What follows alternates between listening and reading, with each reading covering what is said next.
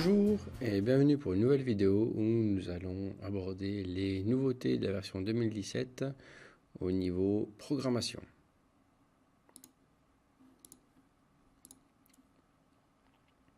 Au niveau du cycle ébauche-finition, une nouvelle fonction qui s'appelle inverser direction de coupe qui a été rajoutée. Cette fonction permettra pour les personnes qui doivent programmer un contour une fois dans un sens pour par exemple une ébauche et puis une fois ce même contour encore une fois dans l'autre sens pour une finition, d'éviter de dessiner deux géométries avec chacune une direction d'outil différente. Donc pour pouvoir maintenant usiner un même contour une fois dans un sens et une fois dans l'autre, on pourra utiliser une seule et unique géométrie avec une seule direction de coupe et puis simplement faire deux opérations et l'une d'elles sera donc avec le paramètre inversé direction de coupe active.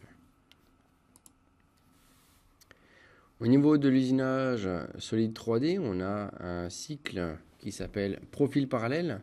Ce cycle de profil parallèle demande jusqu'à présent de donner la largeur de coupe en degrés. Donc cette largeur de coupe en degrés n'est pas forcément toujours ce qui est le plus pratique ou logique par rapport aux conseils ou aux paramètres de coupe donnés par les fabricants d'outils.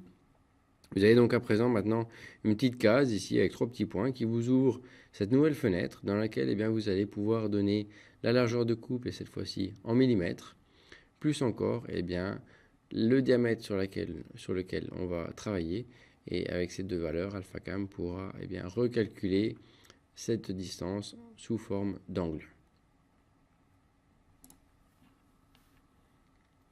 Toujours dans ce cycle profil parallèle, une petite amélioration pratique au niveau de la configuration de la zone de travail.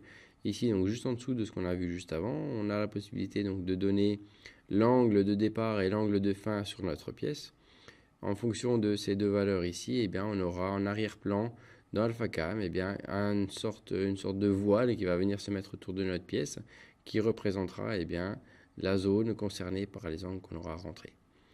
On a aussi l'outil qui peut être prévisualisé et qui représente le point de départ de l'usinage. Les cycles de perçage AutoZ ont quelques améliorations aussi au niveau du contrôle de la profondeur de l'outil. Ces cycles, ce cycle de perçage peut être appliqué à différents types de géométries. Ces différentes géométries, ça peut être le simple cercle que l'utilisateur aura dessiné et sur lequel il aura mis une profondeur AutoZ, mais ça peut être aussi des cercles ou des perçages qui sont extraits depuis un solide. Et puis on aura donc des perçages borgnes ou des perçages traversants. Chacune de ces géométries comporte des paramètres différents et le cycle donc de perçage réagira de manière différente en fonction des paramètres qu'on aura donnés ici pour les profondeurs de trous AutoZ qui représentent donc les cercles dessinés par l'utilisateur. On pourra donc descendre soit à la pointe, soit au diamètre. Et on aura aussi la possibilité de configurer tout ce qui sera trou extrait depuis le solide comme étant considéré borgne et la même chose pour les trous considérés comme étant traversants. De la configuration générale d'AlphaCam, si on va dans la zone de l'usinage, un nouveau paramètre ou une nouvelle valeur qui peut être donnée, c'est pour le reste contour poche. Alors juste en dessous de la valeur de contour poche qui représente donc la largeur de passe en pourcentage du diamètre pour le cycle de poche, cette valeur ici, cette nouvelle valeur de reste contour poche, concernera les cycles de poche pour quand on demande de faire une prise en compte d'usinage précédent. Donc encore une fois ici on parle du pourcentage du diamètre. Le module avancé 5 axes, ce module assez performant avec beaucoup de paramètres qui est toujours un petit peu amélioré, qui a subi quelques petites améliorations, quelques corrections. Toujours des nouveaux paramètres à découvrir, toujours des nouvelles fonctions. Et puis là, donc, on va vous présenter sous forme, encore une fois, de démo en direct, une nouvelle stratégie qui permet de faire de l'anglage de pièces sans extraire aucune géométrie. Et on va la partager avec vous. On va venir éditer l'opération profil parallèle. Dans données usinage, on a la possibilité de donner la largeur de coupe en millimètres. Donc si on ne connaît pas la valeur en degrés, on clique sur les trois petits points. Et ici, on va pouvoir lui donner une valeur, par exemple de 0,75 et donner le diamètre effectif. Je vais dire le sélectionner sur mon solide pour reprendre la valeur. On a directement la valeur qui est affichée en degrés. Et depuis qu'on a édité cette opération, on a une zone de travail qui a apparu qui permet en fait de savoir où l'outil va travailler. Donc en changeant mes paramètres, au lieu de devoir recalculer à chaque fois mon opération, on aura systématiquement la zone qui va se mettre à jour. Donc ici, on va mettre 200. Je dis OK.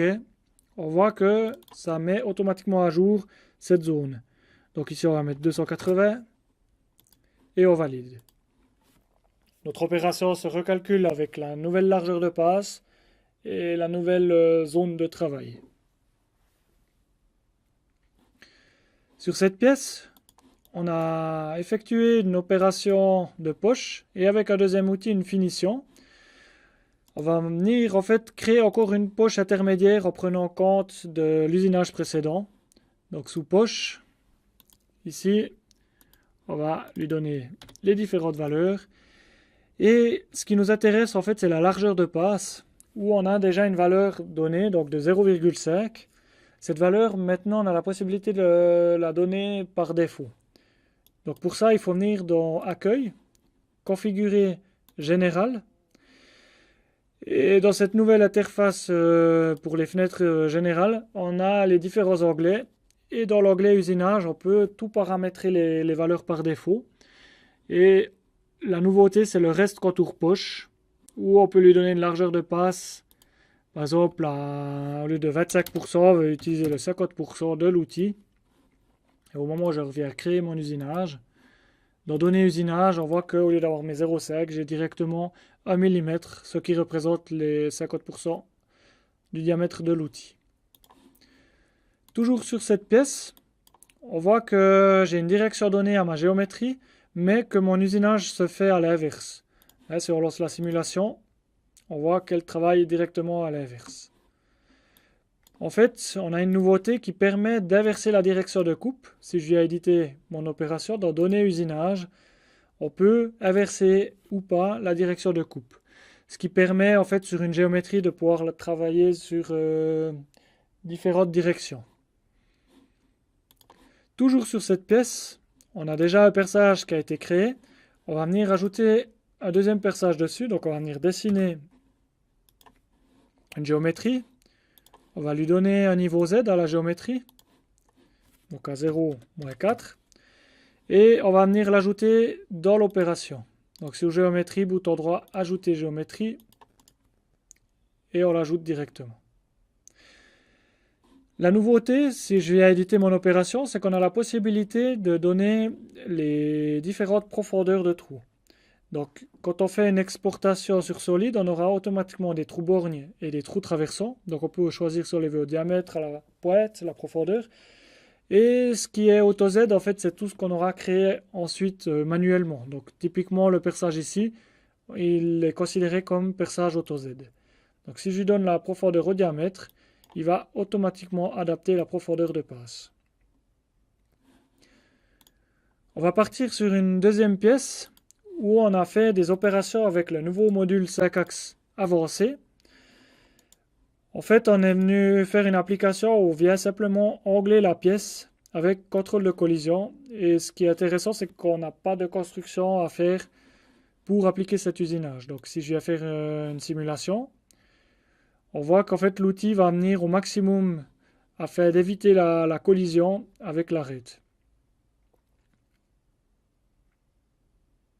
Également des opérations sans contrôle de collision. On va venir éditer une des opérations. En fait, on a utilisé le modèle interpolation à deux surfaces, où on a la première surface et la seconde surface. La surface guide, c'est l'angle qui est représenté directement sur le solide. Et on a ajouté un contrôle de collision qui évite en fait à l'outil de venir collisionner avec les arêtes. On a sauvé cette opération comme style d'usinage qu'on va venir appliquer sur un autre angle.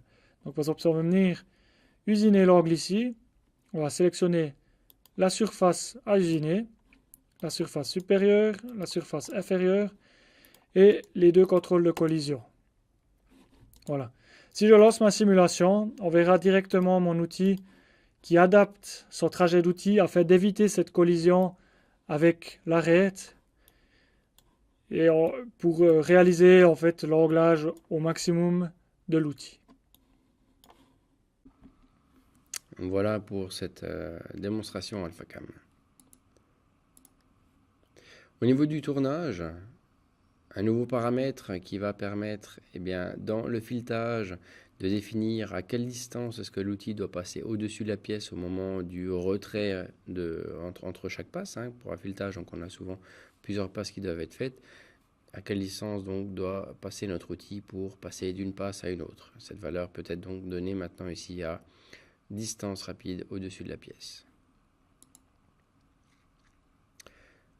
Encore une fois dans le tournage, la fonction de mise à jour automatique du brut est à présent disponible. Donc cette fonction qui a vu le jour dans le tournage dans les versions précédentes, qui a vu le jour dans le fraisage dans les versions précédentes, qui permet donc de faire évoluer le brut et qui permet aux opérations de voir qu'est-ce qu'il y avait eu comme usinage auparavant, afin de ne pas usiner dans le vide ou bien là où on aurait plus forcément de la matière, mais vraiment se consacrer là où il y aura encore du brut à enlever, est à présent donc disponible, mais uniquement pour les opérations de fraisage dans ce module tournage. Toujours dans le tournage, une amélioration qui devrait être grandement appréciée, c'est la possibilité de récupérer les rapides d'approche et de retrait des opérations de fraisage. Jusqu'à présent, les post-pro avaient possibilité de récupérer les paramètres qui avaient été donnés par l'utilisateur pour ce qui était opération de tournage, donc les paramètres de rapide d'approche et de retrait en fonction de si on voulait approcher par exemple plutôt en XZ plutôt qu'en ZX. C'était par contre pas le cas pour ce qui était opération de fraisage. Voilà, donc dans la version 2017, une amélioration qui permettra du coup de récupérer aussi ces informations pour tout ce qui est opération de fraisage. Cette amélioration donc demande tout de même une compatibilité avec le post-pro. Donc le post-pro doit être juste compatible ou bien remis à jour par rapport à la recherche de ces deux paramètres d'approche et de retrait. Dans le bois, donc dans le module routeur, défonçage, un nouveau paramétrage au niveau de la configuration de l'opération, ici qui s'appelle donc prédécoupe auto de la sortie. Admettons sur cette poutre ici, notre outil aimerait traverser de bas en haut. Au moment de la sortie de l'outil, au moment de la sortie de la matière, on risquerait de faire éclater les parties du bois, donc les lames. En activant la prédécoupe auto de sortie, on va avoir notre outil qui va venir faire une petite entaille sur ce qui sera la future sortie avant de venir commencer et puis usiner depuis le bas. Ceci permettra d'éviter ou bien du moins d'alléger les tensions sur la matière et évitera du coup les risques d'éclat. Au niveau du sciage, donc cette fois plus forcément au niveau du bois, mais aussi dans le module fraisage, des nouvelles options au niveau des paramètres de contrôle de collision. On va pouvoir contrôler des trajets les uns par rapport aux autres, alors de différentes façons. Soit on va pouvoir demander de tout éviter dans l'opération, donc tous les trajets se contrôlent les uns les autres, de ne contrôler aucun des trajets ou encore de contrôler les éléments sélectionnés. Dans le cas où on travaille avec les éléments sélectionnés, dans l'arborescence de notre opération, on trouvera les différentes options qui sont toujours cacher, montrer les géométries ou encore éventuellement rajouter des géométries à éviter ou resélectionner les géométries. Toujours pour cette fonction de sciage, une nouvelle option au niveau de l'édition ou de l'optimisation du trajet. On va pouvoir maintenant étendre ces trajets, alors soit par distance, soit par une limite ou alors encore par rapport à un point, ou éventuellement encore simplement inverser la direction du sillage. On voit ça tout de suite en direct dans AlphaCam. Un nouveau paramètre est disponible pour les opérations de filetage. C'est de pouvoir gérer la distance de retrait au-dessus de la pièce. Donc si on vient éditer l'opération, ici on a distance rapide où on va pouvoir changer la valeur. Je vais passer sur une autre pièce où on vient tailler une poutre. Donc imaginons une poutre où on vient simplement faire une entaille. Le souci dans un cas comme ça, c'est qu'au moment où l'outil sort de la matière, le bois peut se déchiqueter. Donc en fait, l'idée, c'est de pouvoir ajouter une prédécoupe auto de sortie. Donc si je relance ma simulation, on va venir faire une mini prédécoupe pour éviter justement que quand l'outil sort, qu'il va venir arracher la matière. Donc ça peut être intéressant pour des matières assez fragiles ou aussi pour éventuellement des petites bavures à la sortie de l'outil. Encore un exemple, ici on a fait une opération de sciage, donc ça peut être pour vos fraises circulaires. Je suis déjà venu faire une opération sur la longueur et après 3 opérations sur la largeur. Dans ce cas-là, moi ce que j'aimerais pas, c'est que mes opérations sur la largeur viennent crever avec l'opération sur la longueur. Donc là, aussi une nouveauté, si j'ai édité l'opération, dans données usinage, j'ai la possibilité d'éviter des collisions. Donc tout éviter dans l'opération ou par sélection et on va sélectionner les géométries concernées. Là, si je dis tout éviter, il va automatiquement adapter les passes. Donc on va refaire une petite simulation. Et en fait, il va automatiquement adapter les largeurs de passe pour éviter de venir crever dans l'autre opération. On a aussi la possibilité dans édition usinage d'avoir des extensions de sciage. Ou par exemple, on peut lui dire par distance et puis je lui dis 20 mm. Et je vais cliquer sur mon usinage pour faire allonger mon trajet d'outil. Voilà donc pour cette démo AlphaCam, et puis c'était ce que nous avions du coup à voir au niveau des nouveautés AlphaCam 2017 pour ce qui était de la programmation. Merci d'avoir suivi cette vidéo et puis n'hésitez pas à nous contacter pour plus d'informations au support technique.